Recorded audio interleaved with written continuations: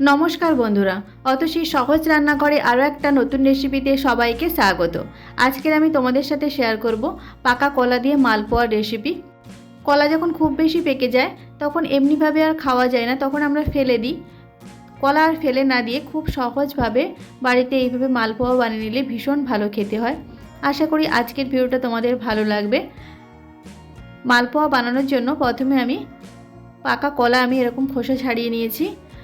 এবার কলাগুলো আমি ছোটো ছোটো টুকরো করে কেটে নেব। কলাগুলোকে এইভাবে ছোটো ছোটো টুকরো করে কেটে নিতে হবে। কলাগুলোকে ছোটো ছোটো টুকরো করে আমি এইভাবে কেটে নিয়েছি।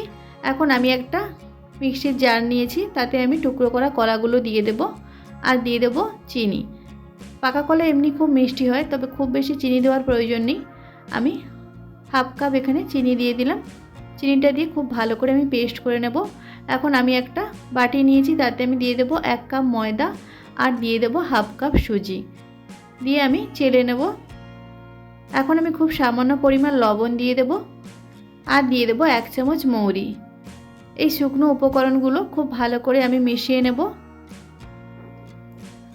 শুকনো উপকরণগুলো খুব ভালো করে মিশিয়ে নিতে হবে। খুব ভালো করে দেখো আমি মিশিয়ে নিয়েছি। এখন আমি দিয়ে দেব কলা আর চিনিটা দিয়ে পেস্ট করে রেখেছিলাম, পেস্টটা আমি দিয়ে দেব। পেস্টটা দিয়ে খুব ভালো করে মিশিয়ে নিতে হবে সব কিছুর সাথে। বাকি পেস্টটাও আমি দিয়ে দেব, দিয়ে খুব ভালো করে আমি মিশিয়ে নেব। তোমরা চাইলে এটা হাত দিয়েও করতে পারো। দেখো খুব ভালো করে আমি মিশিয়ে নিয়েছি। খুব ভালো করে মেশানো হয়ে গেলে আমি দিয়ে দেব এখানে মধু দিয়ে দেব। তোমরা চাইলে এখানে মধু বাদ দিতে পারো, তবে আমি এখানে 2 চামচ মধু দিয়ে দেব। চিনিটা যেহেতু আমি একটু কম ব্যবহার করেছি, তাই এখানে আমি মধু দিয়ে দিলাম 2 চামচ। মধুটা দিয়েও খুব ভালো করে আমি মিশিয়ে নেব।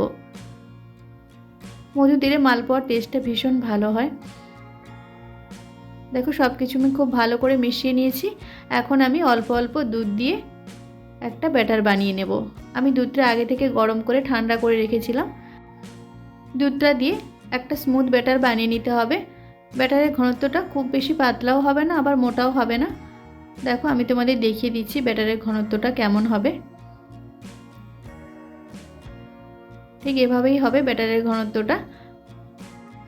ব্যাটারটা আমার রেডি হয়ে গেছে। এখন গ্যাসে আমি একটা কড়াই বসিয়ে দিয়েছি আর দিয়েছি সাদা তেল। এখন আমি মালপোয়াগুলোকে ভেজে নেব। তেলটা খুব ভালো করে গরম করে নিতে হবে। তেলটা ভালো করে গরম হয়ে গেলে আমি একটা হাতা দিয়ে এক হাতা আমি দিয়ে দেবো এইভাবে। তারপর গ্যাসটা মিডিয়াম ফ্লেমে রেখে যখন একা একা ফুলবে তারপর ওপরটা উল্টে দিতে হবে, আগে থেকে উল্টাবো না। দেখো এক সাইডটা আমার লাল লাল করে ভাজা হতে অপর সাইডটা আমি উল্টে দিয়েছি। এইভাবে উল্টে পাল্টে লাল লাল করে ভেজে নিতে হবে। তেলে দেওয়ার পর একা একা মালপোয়াগুলো ফুলে উঠবে, তারপর উল্টাতে হবে। দেখো মালপোয়াটা কত সুন্দর ফুলেছে। লো টু মিডিয়াম ফ্লেমে রেখে মালপোয়াগুলোকে এইভাবে ভেজে নিতে হবে। একটা মালপোয়া আমার ভাজা হয়ে গেছে। আমি আরও একটা মালপোয়া ভেজে তোমাদের আমি দেখিয়ে দিচ্ছি। সেমভাবে এক হাতা নিয়ে এইভাবে দিয়ে দিতে হবে।